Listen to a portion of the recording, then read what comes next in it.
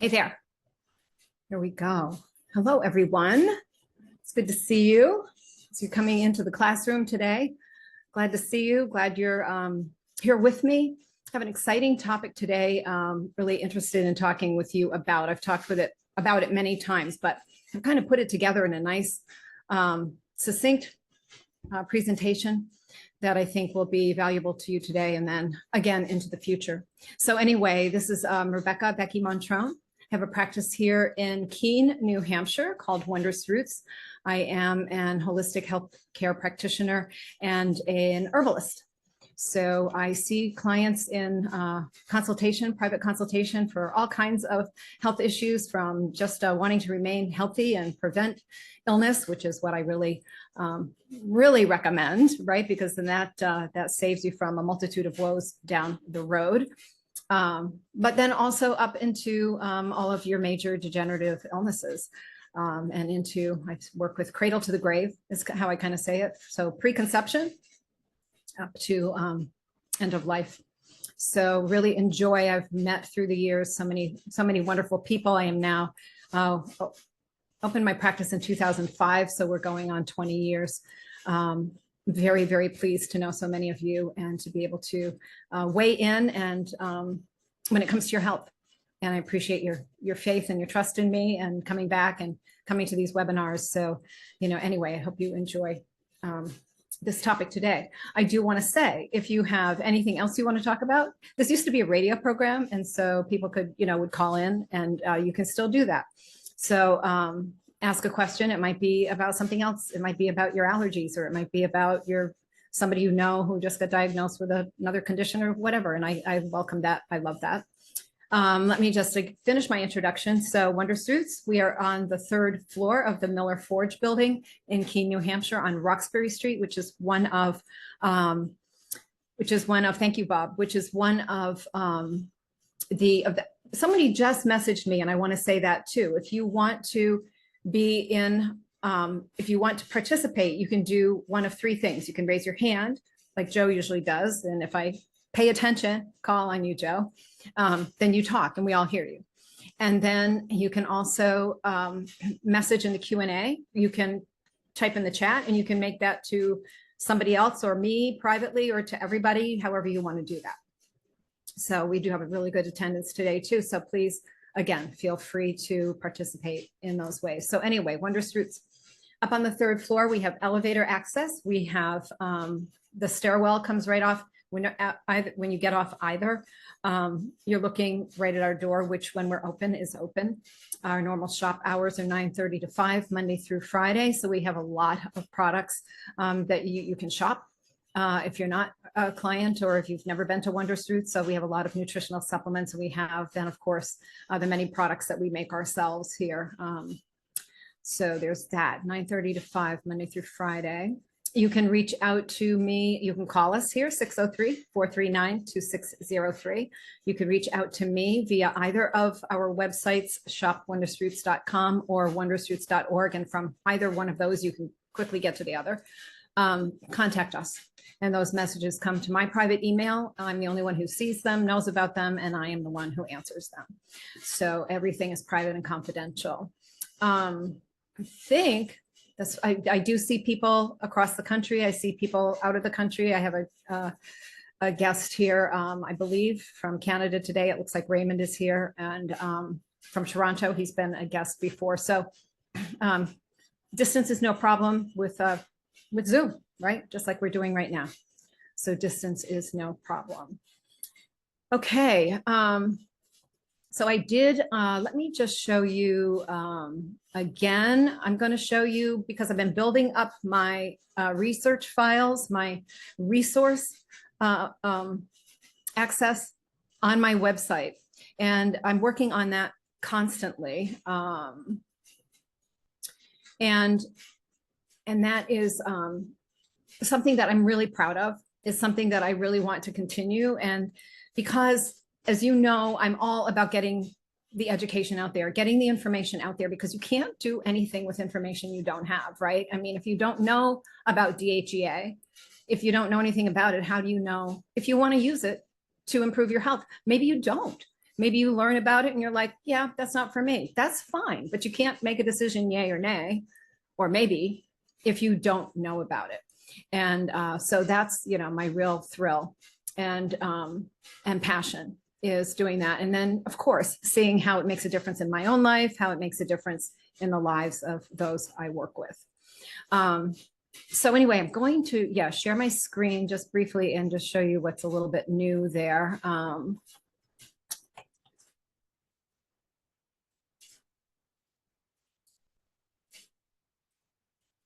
I'm going to share this and I'm going to cut out of this and go to my presentation. So I'm not going to rearrange all my stuff like I usually do at this moment, but you can see, oh, I have to tell you this. You're going to, you know, God was looking out for me this morning because I had set up like, I don't know, 50 webinars in a row, right? On my Zoom thing. And I didn't realize that the last one that I had scheduled was last week. So I thought I should actually, you know, put on my website for people who don't get my newsletter and might go to my website. So I was like, today's August 17th. My webinar topic today is DHEA longevity hormone. Join me at noon Eastern Standard by clicking here. So then I tested it out and I clicked there and it said this has expired. So I looked and oh my goodness, if I had not done that, I would have sent out my newsletter today. I would have figured that until I sat down right here a few minutes ago and went to pull up the webinar, I would have seen that the whole thing did not exist. So anyway, I'm very, very grateful.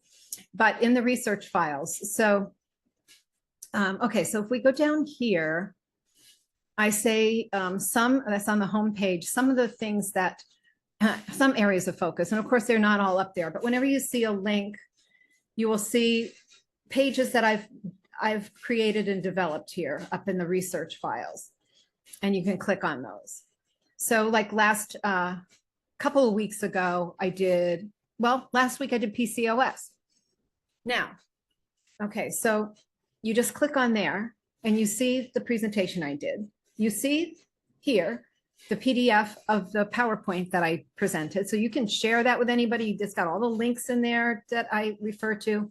You have there a lot of the science and then my proposed PCOS protocol. So if somebody's like, oh, you know, my sister's daughter has PCOS, you know, what does Becky recommend? You don't have to call me. You can, but I can do this. Now, I told you last week that, all right, so that's kind of what I wanted to show you there. So I'm going to stop my share for a second.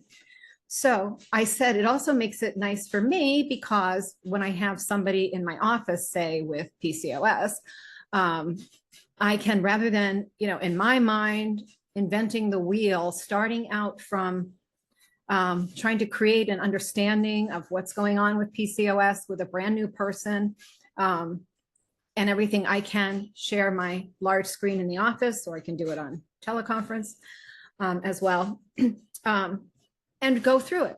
What is PCOS? What happens? What are the things we use? And my first appointment on Monday, so I did this on Saturday. My first appointment on Monday was a follow-up, but she had suspicion. She's happened to say to me, you know, and I don't know, she's a young woman. She's in her early 20s, just graduated college.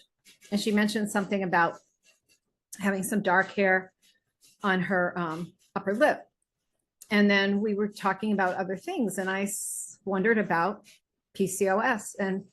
And so I was able to go through that whole presentation with her during her follow-up appointment. And then she was able to go home and show it to her parents. And they, you know, it was like, oh, wow, this makes sense in our family, with other people in our family with stuff going on. So it makes it really wonderful that way. So anyway, I'm going to, again, share my screen again, but I'm going to,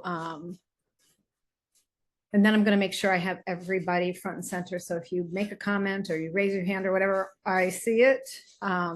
If you are watching from YouTube or Rumble, where these will be posted later, and you've never maybe seen any of my presentations before, if you look at the description, in the description, I will have there, when I put this up, and it'll probably be later this evening, I will have a link to the page on my website on DHEA, and this presentation will be on it, as well as the PDF that goes with it and all those research files.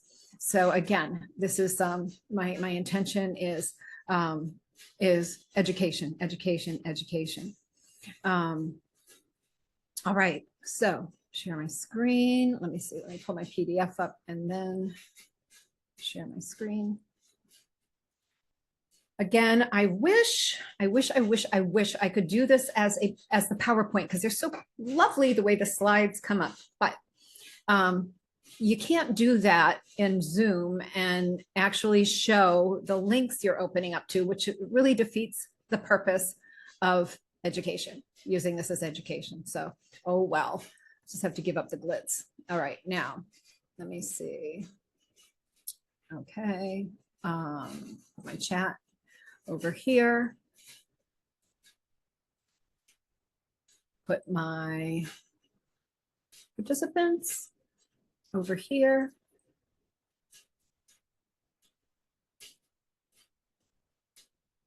And I will keep an eye on you all. I'll keep my eye on you. So if you're like passing notes in class, I will know. Okay. All right. So DHEA, longevity hormone. And I say longevity hormone because it is not the longevity hormone. I would say every hormone, I would argue that every hormone is a longevity hormone. So what are some of the other longevity hormones? Cholesterol is the big longevity hormone, right? Everything else comes from cholesterol. And then pregnenolone is a longevity hormone. And then the other steroid hormones, DHEA and the steroid hormones that now cascade from DHEA and pregnenolone, such as testosterone, estrogen, and progesterone, are also in their own rights longevity hormones. What is one of the biggest things that happens to us as we age is our hormones levels begin to decline. Now, I'm going to talk a little bit more about that in time, but I'll get there. So anyway, over just a bit. All right, DHEA, declining hormone levels, aging, and disease, and how restoring more youthful levels can make all the difference. So I've been using DHEA since I was in my early 30s. My father was a compound pharmacist, George Wrench, apothecary here in Keene, but renowned internationally for his contribution to compounding pharmacy today. He's actually been called by his peers and colleagues the godfather of compounding pharmacy. My father was one of the pioneers in bioidentical hormones. And as I've mentioned many times, my mother had Alzheimer's in her 40s. So she, at 49, she started getting lost when trying to drive places, and we noticed other things. So she was only 49 years old. She also had had a hysterectomy at age 40. And we knew, my father knew, that hormones had some role in that. And it's not the only role. Oh, and I am working on an Alzheimer's disease presentation. And boy, I mean, I start out, I'm really digging into the medical industrial complex and what's really wrong with our medical system. So stay tuned for that one. It's probably going to be 3 hours long, so probably in 3 different consecutive sessions on my Saturday program. But we're going to pull back the layers on Alzheimer's disease. You have so much more power than you know you do. So that's exciting. But anyway, what is DHEA? We're going to cover that. Why do we need it to enjoy optimal health? When do DHEA levels begin to decline? You'll be surprised. It's pretty young into life. What areas of health are affected by DHEA levels, and how can we safely increase DHEA levels? So dehydroepiandrosterone is an endogenous steroid hormone produced by the adrenals, the gonads, those are the testicles, and the brain. DHEA functions in the body. It is a hormone that your body naturally produces in the adrenal glands primarily. DHEA helps produce other hormones, including testosterone and estrogen. Actually, testosterone very nicely in women, not really in men. Very interesting, but we'll talk about, you know, kind of like the DHEA dilemma when it comes to things like prostate cancer, and find out it's just the opposite of what you might think. Anyway, I'm jumping ahead of myself. Natural DHEA levels peak in early adulthood and then slowly fall as you age. So DHEA is made in the adrenal cortex, like the kidneys. We have two kidneys, one on either side, like sort of towards the back here. The adrenal glands sit right on top. The adrenal glands are the stress glands. So you've probably in modern day world of stress, you know, all about adrenal fatigue, right? People, there's all kinds of supplements out there for adrenal fatigue. We carry them too. I use things for adrenal fatigue. Adrenal gland health is very important.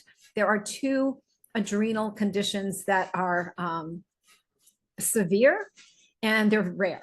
And then with those are Addison's and Cushing's disease. I do have one woman with Addison's, but that's very rare. So most times when people have adrenal gland problems, they're either stressed, fatigued, and in which case making too much of the stress hormone cortisol, or they are really wiped out and not making enough cortisol, and all of that. So anyway, cholesterol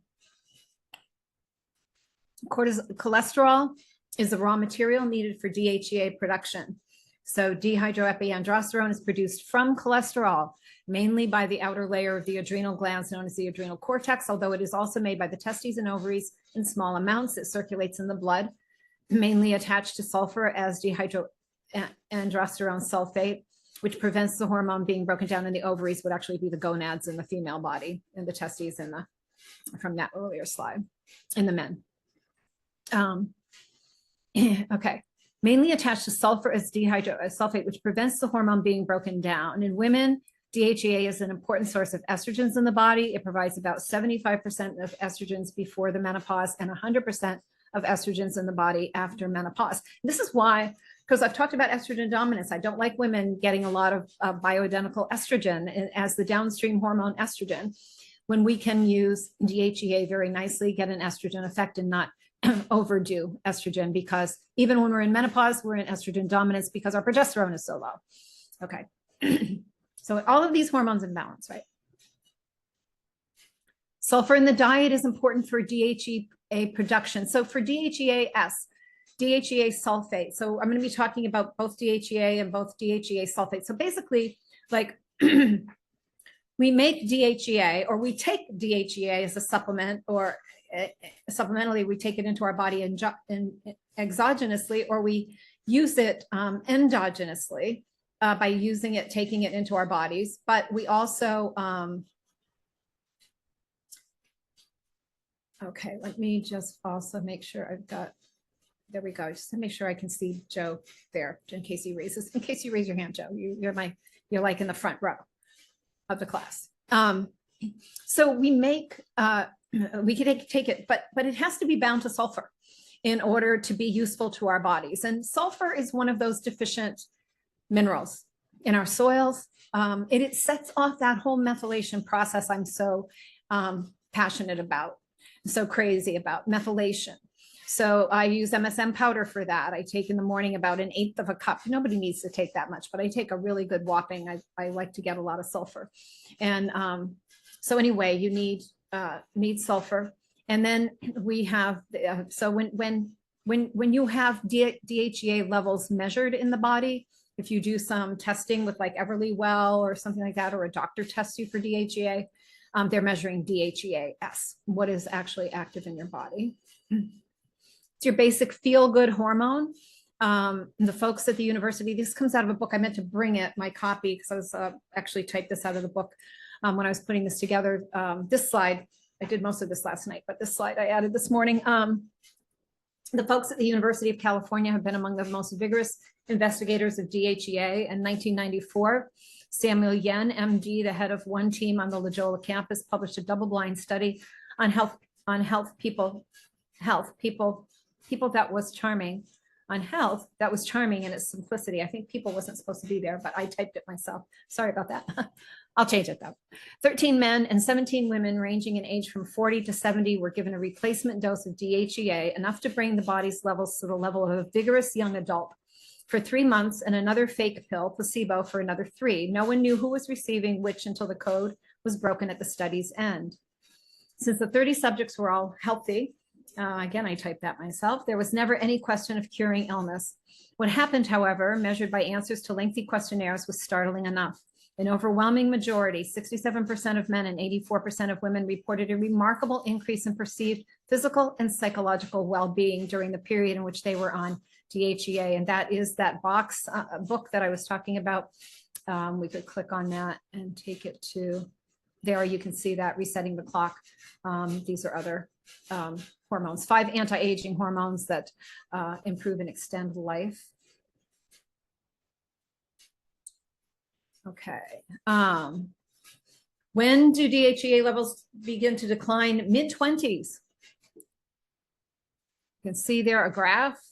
You can see it's really quite interesting that it could be that pronounced at this age. Here we're at 14 years old.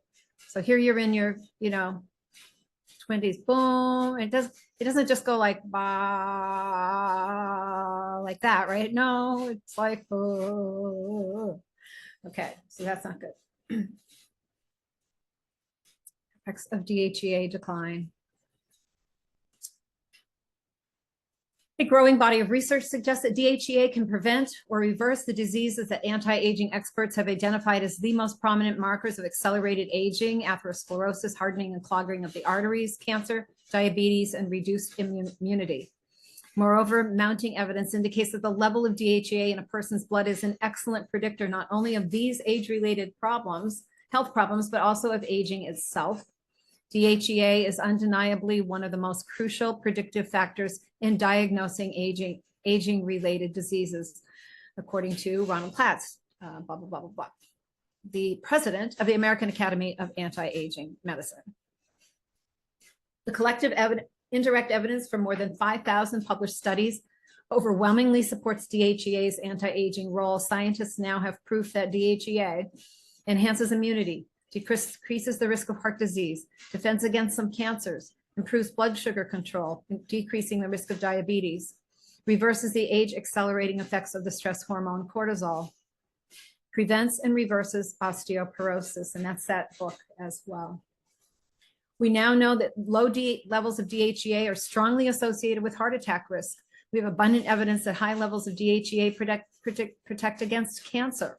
We found that it helps in treating and preventing diabetes. We've seen in animal studies and in double-blind studies on humans that it aids memory, eases depression, and causes a striking improvement in an individual's sense of psychological and physical well-being.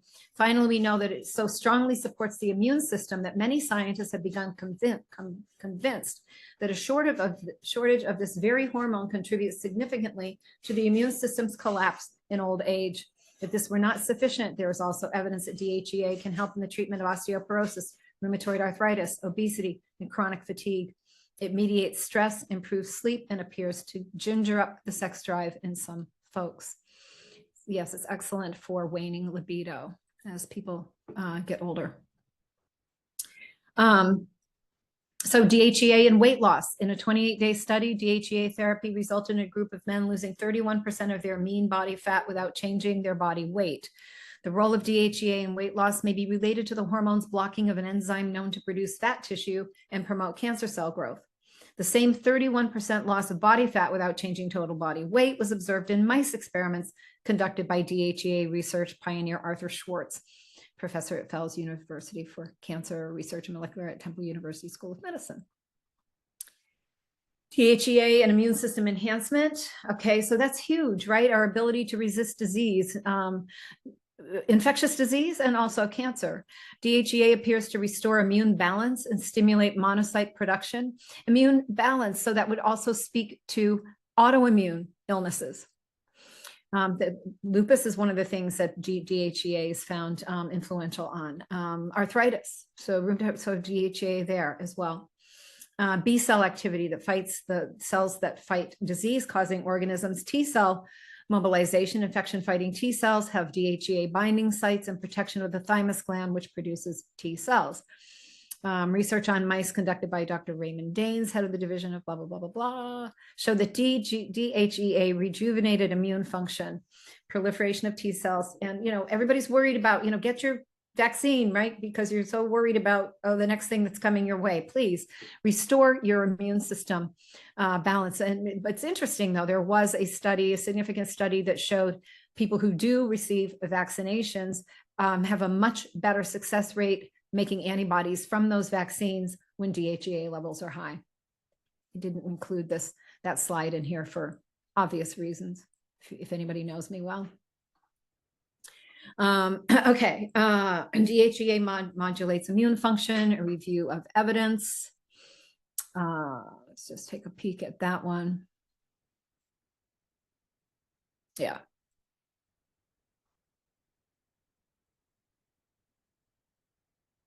Says with additional research, DHEA may be useful as a therapeutic, particularly in diseases with high levels of inflammation or where adrenal production is altered. So again, very, very interesting. If it's kind of like epigenetics, right? I say, if you know what your genes aren't doing for you, go around and do it another way. And if you're like, if you know what your hormones aren't doing for you any longer, well, get them back is kind of what I would say there. And it looks like I have somebody with a hand up. Do I? I'm looking. It says I have one, but I can't see that person.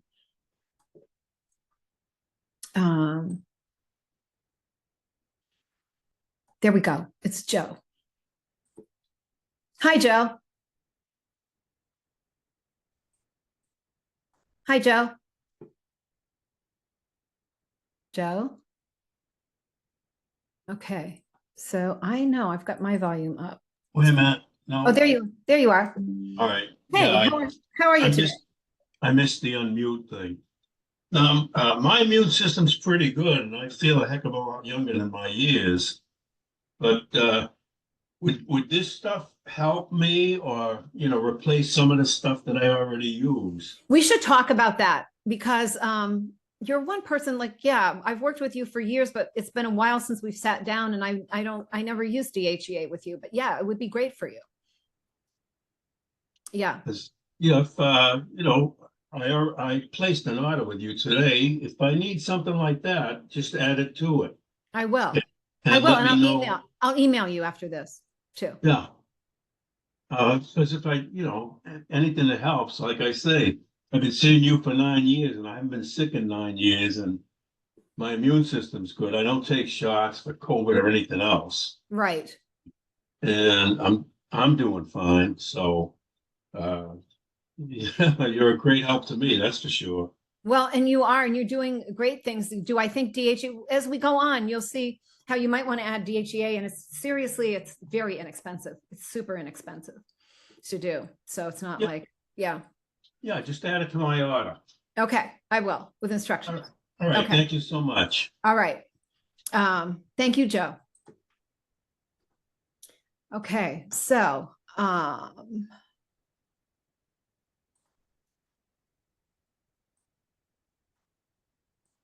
okay, so we should be good there. All right. Cancer medical studies on DHEA. Yeah, I'm just going to go there briefly. And I was looking at this a little bit earlier, so let me just stop my share one more time and then share again. Just make sure my video is proper in the screen.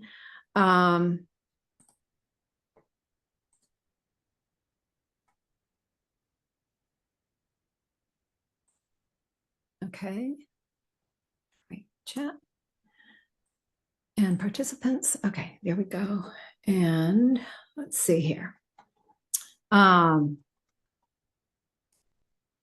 Cancer. Several studies indicate that unhealthy cell growth seems to be directly linked to low DHEA levels.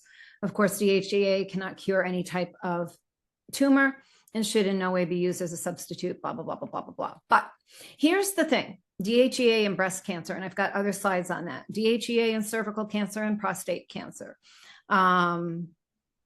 prostate cancer again. So ovarian cancer, blah, blah, blah, blah, blah, gastric cancer, again, breast cancer, prostate cancer. So this is one of the things, like if you are reading in, if you're on some site that is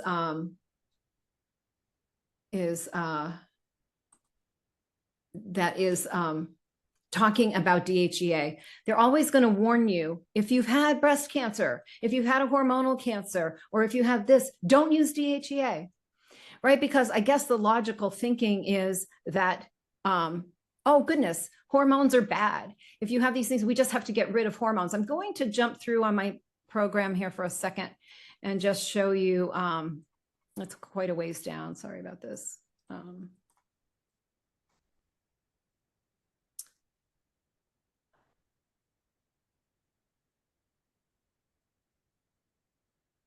Yeah. Okay. So often when reading about DHEA use in different sites on the internet, especially those that pop up on the first page, like your standard, medical industrial complex, Mayo Clinic, Cleveland Clinic, Healthline, Verywell Health, you will read a stern caution, something to this effect. And this is the one that's from Mayo Clinic. DHEA is a hormone. Use of this supplement might increase levels of androgen and have a steroid effect. DHEA might also increase the risk of hormone-sensitive cancers, including prostate, breast, and ovarian cancers. If you have any form of cancer or are at risk of cancer, don't use DHEA. We're going to go back and look at these things. It's just the opposite. Consider avoiding DHEA if you have high cholesterol or a condition. It's just ridiculous because DHEA lowers cholesterol by using your cholesterol to make itself. I mean, the adrenal glands lower cholesterol by using cholesterol to make DHEA. And because it is so effective in boosting mood, maybe they're concerned about bipolar there, like going too high. But in any case, the cancer thing, don't buy it. Don't believe it. It is just the opposite. All right. This is from cancer. Okay. And then breast cancer is one of the most common types of cancers in women. Studies have shown that DHEA inhibits the proliferation and migration of breast cancer cells by modulating the cell's protein expression. Although the exact mechanisms behind this effect are not yet fully understood, it is suspected that DHEA may act on various signaling pathways, such as body blue, which plays a significant role in the proliferation of unhealthy cell growth. DHEAS completely prevents breast cancer metastasis due to estrogen. And I'm telling you, I've dealt with clients being told by their oncologists, you can't use DHEA, or, because they've had breast cancer, or their doctors, you can't. And it's just, a conversation that I need to have with people. Yeah.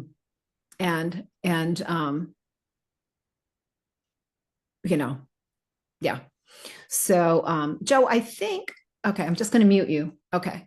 Because I just got a little bit of just a little static. And I think it was because you were unmuted. No problem. So DHEA in cervical cancer and prostate cancer.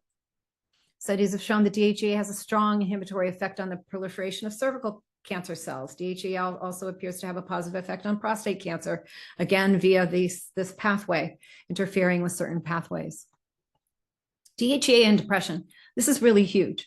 While there are clearly many factors that influence our mood in the onset of depression, there is a biological core, a physiological component that cannot be ignored. For some, low levels of DHEA may be part of that process. And then this is Dr. Greenblatt as well, who I just quoted. In my experience, low levels of DHEA are one of the many important factors that may contribute to a depressed mood. Yet routine testing for DHEA levels and DHEA supplementation is not considered a component of traditional medical or psychiatric practice. That is true. Nobody's going to consider that. I wonder if any of you out there have had consultations with psychiatrists or with people because of depression, anxiety, things like that, which are rampant in our population. If that's ever been investigated. The National Institute of Mental Health studied, and when you click on these, you can go right to these studies. There's a few more coming up here. 46 patients aged 40 to 65 with major and minor depression. After 6 weeks of administering DHEA, 23 patients showed a 50% decrease in depressive symptoms. 10 patients chose to continue taking DHEA for 1 year at a low dose and remained free of depression. DHEA and depression, 10 elderly men. So this is the second study with a range 58 to 69 years old with a range of age-related symptoms such as feeling weak and having low energy showed significant improvement in symptoms after taking 25 milligrams of DHEA every morning for 1 year. In a 1999 study published in Biology Psychiatry, researchers tested the effects of DHEA in 15 people who had developed midlife depression. 60% of those receiving DHEA responded well to treatment compared to only 20% of those who received the placebo. And in a large-scale study conducted in 2007, almost 3,000 elderly men and women, it was concluded that low DHEA sulfate levels were linked with depressive symptoms. In a 2007 study, 61 patients with dysthymic disorder, a chronic state of mild depressive symptoms, found that individuals with DD have low levels of DHEAS. A 2009, again, DHEAS is what we make from our DHEA when we take it, if we're taking it to replenish it. And it's also what it's converted to when we make it in our bodies naturally. A 2009 comprehensive review of DHEA in the treatment of depression concluded, thus to date, every controlled trial of DHEA in depression has reported significant antidepressant effects. And we have here a few different places you can go to reinforce that. Again, this PDF will be available on my website later today when I post the video. And then again, all of these you can see. You can look and investigate further. Now, this was something that happened, a client that I had several years ago, and he had profound seasonal affective disorder. So that horrible depression that starts, it can start even in August, but when the sun slant is different, and his was very, very severe. He was a professor at a financial college down in Boston, and he had to actually take a sabbatical at this point in time when he came to see me because he could not function. He would have to pull over in his car many times while driving and just weep. It was really very bad. We had tried in the past, different things such as 5-HTP to help boost that without success. He had been through many over the years, seen many different psychiatrists and therapists, and he was really a mess. That's just a generic photo. That's not him, by the way. But so this one particular time when I saw him, and it had been years, and then we met again, I recommended he try transdermal. So that's a bioidentical cream that I had compounded at my father's pharmacy, 50 milligrams to rub into his wrists. After his first dose, he emailed me and said he couldn't believe it. He said, "I'm not euphoric, but I am functional." So that was a huge, because this was probably the most severe case of a depression that I've ever personally worked with. And that was 1 dose. DHEA in the heart. The cardiovascular research community is abuzz about DHEA's potential to conquer America's #1 killer, heart disease. Several studies examining the role of DHEA in heart disease have produced intriguing findings. I just would have to say the cardiovascular research community, apparently, if it is a buzz, it has not reached your cardiologist's office yet. That news, they did not probably get the memo. And probably won't. Mending a broken heart. Research has shown that depleted DHEA is a more accurate predictor of heart attack than elevated cholesterol. DHEA levels were significantly lower in men who died of heart attacks than in men who were healthy. DHEA level was shown to correlate with the degree of atherosclerosis in 200 men and women undergoing coronary angiography. In a study by David Harrington, MD of Bowman Gray School of Medicine of Wake Forest University, Winston-Salem, North Carolina, which was published in the Journal of the American College of Cardiology. How come we don't know about this? He found that as DHEA levels went up, coronary artery disease, as measured by the frequency and severity of arterial lesions, went down. And let me just add, if you were to go to Mayo Clinic's description of DHEA and you saw that warning about cancer and hormonal cancers, what person wouldn't just say, well, I'm never going to take that. I mean, maybe I've never had it, but I don't want hormonal cancers, right? So this is why really wonderful therapies that we can be employing in our lives right now are not known, and people are afraid of them. And there's more. A follow-up study showed that the degree of development of atherosclerosis in 63 heart transplants was inversely correlated with DHEA levels. In other words, the higher the heart recipient's DHEA level, the lower his likelihood of developing post-transplant atherosclerosis. What's more, the heart recipients with high DHEA had a much better 5-year survival rate, 87%, than the heart recipients with low DHEA, 65%. That's not all. In people undergoing angioplasty, a procedure in which a balloon is used to open a clogged vessel, DHEA reduced the rate of restenosis. A treated vessel clogs off again from 68% to 28%. In healthy males given a clot-promoting substance, DHEA blocked an increase in clotting, and an increased tendency to clot is a risk factor for heart attack and stroke. So it helps with preventing excess clotting, hyperthrombosis. In men, DHEA lowered total cholesterol, right? It uses cholesterol. The body uses cholesterol to make DHEA, and bad low density lipoprotein cholesterol better than the more safely than the statin drugs. Interesting too, though, because you're using DHEA and DHEA, okay, so it's not DHEA you're making and using cholesterol, but you're using DHEA, you're taking DHEA, and it also is having a cholesterol modulating, regulating effect. DHEA and stress. DHEA protects your body from the hormone cortisol and the stress that triggers its production. My father used to counsel people. So my father was really into nutritional supplements as well. At his pharmacy, the apothecary, he carried a lot of nutritional supplements, and he did bioidentical hormones and things. And he would tell people that really when it comes to stress and balancing the adrenal, strengthening the adrenal glands, DHEA is your best, in his opinion, was the best option, adding DHEA because of its balance of cortisol.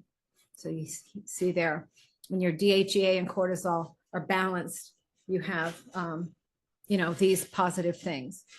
Inflammation modulation, metabolism of fats and proteins, musculoskeletal health, endocrine function, neural tissue health, detoxification capacity, carbohydrate metabolism. Stopping stress in its tracks, like DHEA, cortisol is secreted by the adrenal glands. If oversecreted, cortisol injures your body's tissues. When you're under stress, if your adrenal glands release large amounts of cortisol, when you're under stress, your adrenal glands release large amounts of cortisol. People under chronic stress have high cortisol levels, unless their adrenal glands have already burned out, in which case their cortisol levels are low. The presence of too much cortisol leads to age-accelerating damage. As stress accumulates over decades, cortisol levels tend to rise as well. Many people over age 40 have elevated cortisol. DHEA and cortisol have an inverse or adversarial relationship. When you're faced with prolonged stress, your cortisol DHEA ratio, a measure of health status and aging, can rise by a factor of 5. This means that the excess cortisol is battering DHEA's protective shield. DHEA supplementation increases your stress tolerance, lowers your cortisol DHEA ratio, and protects you against cortisol-induced cellular damage. And that's what my father was getting at. DHEA and other conditions. Some we will highlight in this presentation, but there are a few others to mention. Things that I'm not focusing in on here: chronic fatigue syndrome, Epstein-Barr syndrome, which is often behind chronic fatigue syndrome, allergies. We're going to talk about arthritis, Alzheimer's arthritis, chemical sensitivities, herpes, liver disorders, lupus, menopause, recurrent infections, senility. So neuroprotective effects of dihydroepiandrosterone, DHEA, in rat model of Alzheimer's disease. The current study was undertaken to elucidate a possible protective role of dehydroepiandrosterone against the development of Alzheimer's disease, an experimental rat model.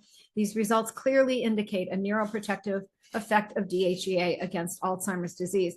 So this is the thing.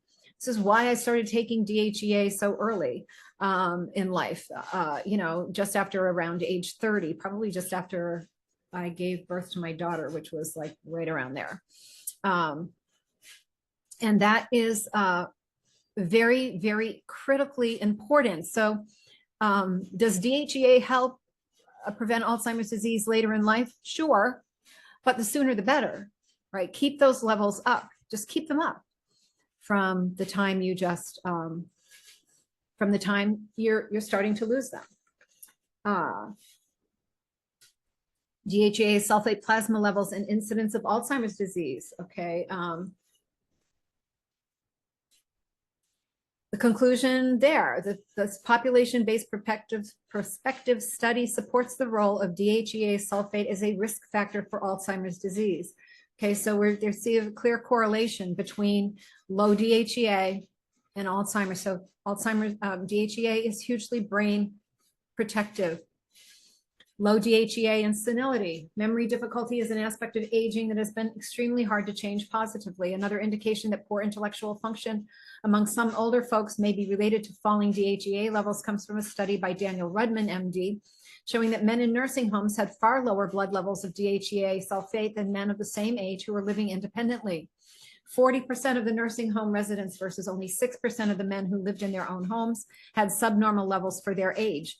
Men who were senile or who were totally unable to care for themselves were even more likely to have low DHEA sulfate. Levels were subnormal in 80% of the latter, of the people unable to care for themselves. Now, also, let's look at 40% of the nursing home residents versus only 6% of the men who lived in their own homes had subnormal levels for their age. But we don't want levels for our age either. We want levels for a young person, a young, healthy person. So if you think that even people who had in nursing homes who demonstrate that they're better off or whatever, or not in the nursing homes, but because they had DHEA levels comparable for what would be present in someone their age normally, then just think the sky's the limit, or how much more effective it is if you were restoring more youthful levels of DHEA. I don't want the DHEA of an 80-year-old. I want the DHEA of a 25-year-old. DHEA and Parkinson's disease. So again, the therapeutic potential of a DHEA for Parkinson's disease. Combined therapy for the treatment of Parkinson's disease with carbidopa-levodopa. Effective DHEA and recovery of muscle atrophy induced by Parkinson's disease. And I did talk about that in my slide presentation and PDF and video of Parkinson's disease. So, so there, yeah, scoping review protocol. And that's very long. It really goes into depth there. So if you're really wanting to look in there, but yes, DHEA for your brain. Again, like I say, I tend to say this a lot, like every time I do one of these presentations, like the same things we use for cancer, we're using for Alzheimer's disease. The same thing we use for Alzheimer's disease, we're using for cancer and other things. So that's good, because even though it seems like a lot of things, it's really not that many things. It's, again, the wondrous roots being nourished and fueling, feeding, fertilizing, so that you get these wonderful branches of health. DHEA and type 2 diabetes. Serum DHEA levels are associated with lower risk of type 2 diabetes, the Rotterdam study. And again, Joe was just participating. Joe, we just mentioned, do I need, and I don't have him on DHEA. That's my bad. But Joe's doing really great. But I will say, yeah, I think that this would be a great add-on since you do have and have had for a long time type 2 diabetes. You manage it well, but here we go. We conclude that higher serum levels of DHEA are independently associated with a decreased risk of developing type 2 diabetes in healthy populations of both men and postmenopausal women. These prospective data suggest that DHEA may play a role in the pathogenesis of type 2 diabetes, which may have important implications for preventive interventions. DHEA and menopause, DHEA for postmenopausal women, a review of the evidence, and it's huge for the different things that happen with menopause, such as, here we go, just read this, DHEA and its sulfate DHEAS are the most abundant sex steroids in women and provide a large reservoir of precursors for the intracellular production of androgens, male hormones, and estrogens in non-reproductive tissues. Yeah, say the one person, talk about the androgens, I wouldn't have using DHEA as somebody with PCOS because of that extra androgen thing. Until PCOS is fixed and the person is having a normal hormonal balance, and then down the road, DHEA would be appropriate, right? But not while a person is trying to balance the hormones from PCOS. Levels, it has been proposed that restoring the circulating levels of these steroids to those found in young women may have anti-aging effects and improve sexual function and well-being in postmenopausal women. So hot flashes. This pilot study provides data supporting the hypothesis that DHEA is well tolerated and can reduce hot flashes. DHEA should be studied further in a larger placebo-controlled trial, right? But use it before they do that. Yeah, it's like, yeah, but we got to have more studies. No, you don't. Just try it. Gets rid of your hot flashes, then good. You don't need another study, a larger broad scale study.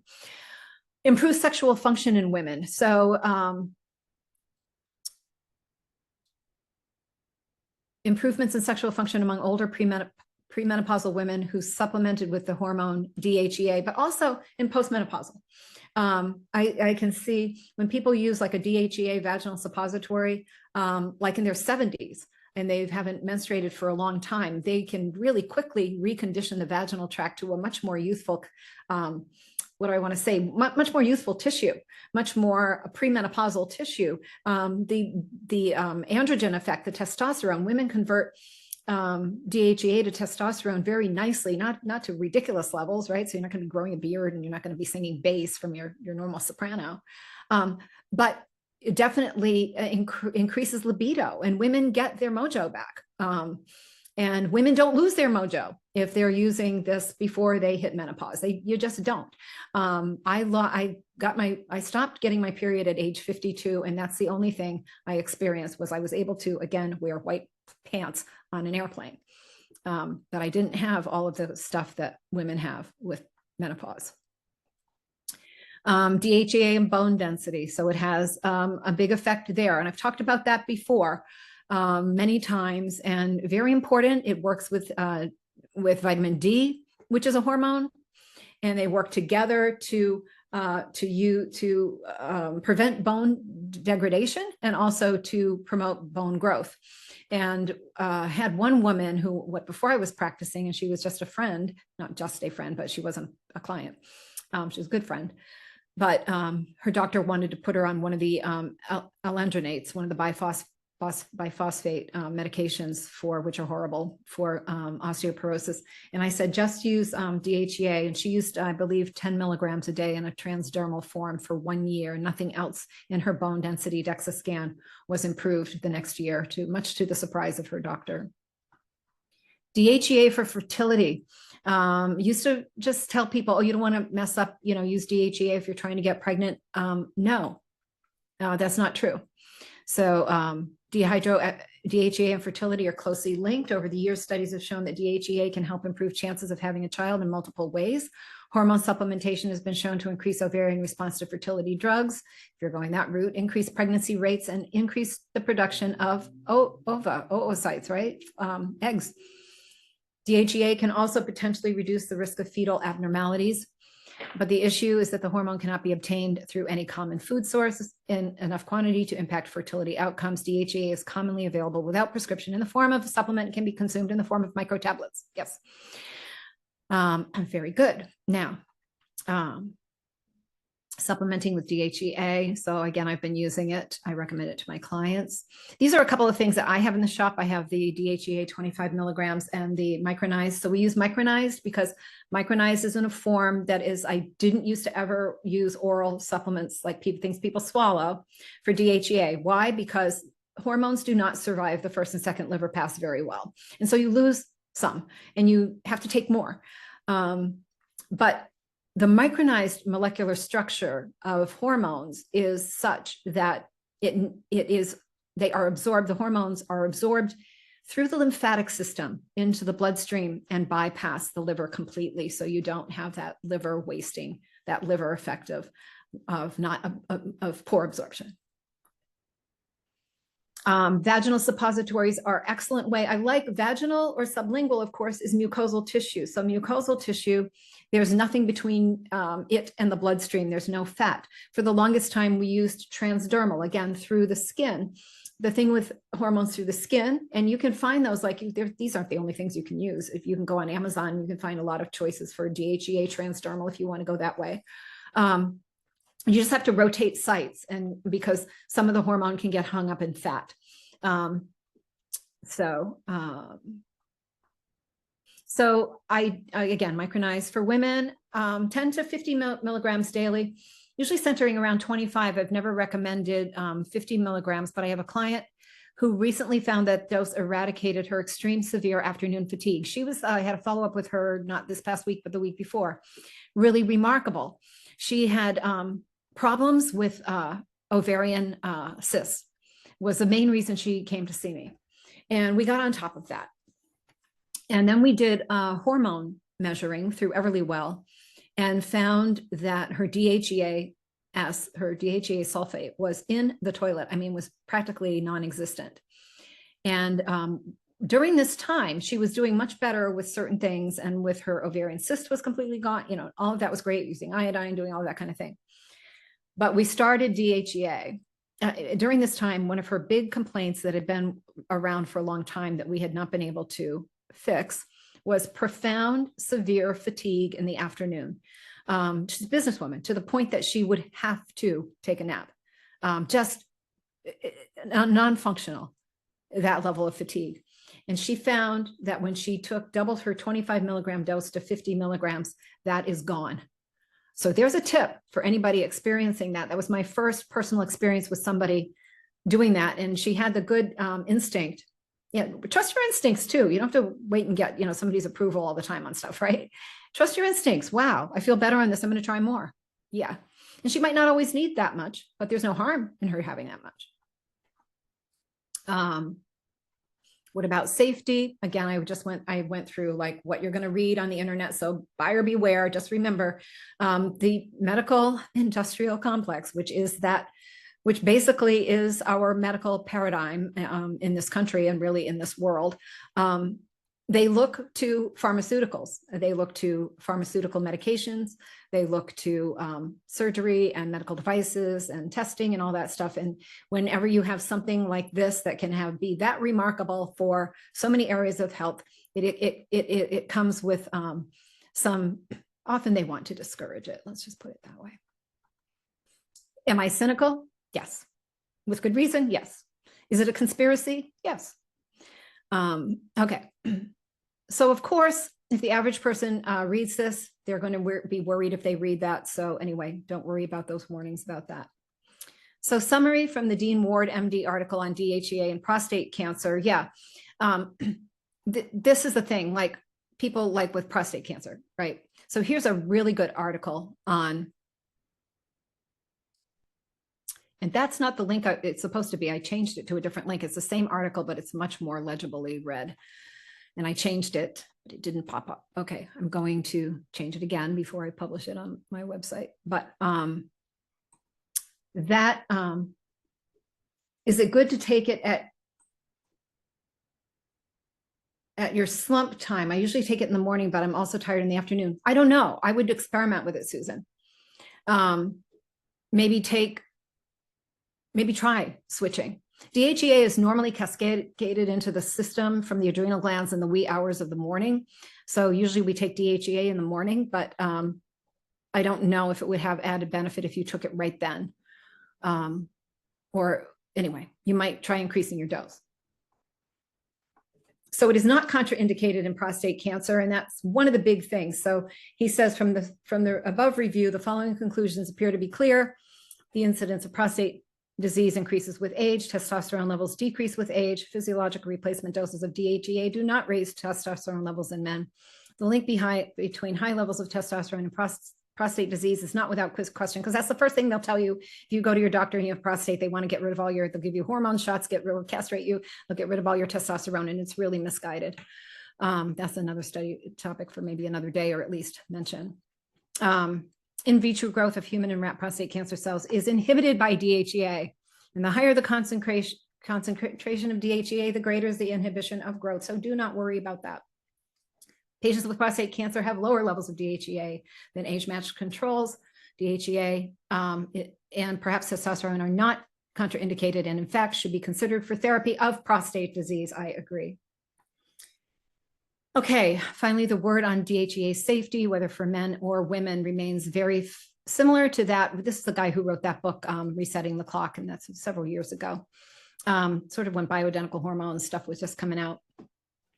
There is no good evidence to suggest that hormones given in the amounts that the human body naturally secretes between the ages of 20 and 30 will prove harmful to the vast majority of individuals who take them. Nothing is perfectly safe. It is always conceivable that in a particular individual, the metabolic balance is so delicately poised that even the addition of a substance entirely natural to the body in quantities that are also natural will nonetheless do him or her harm.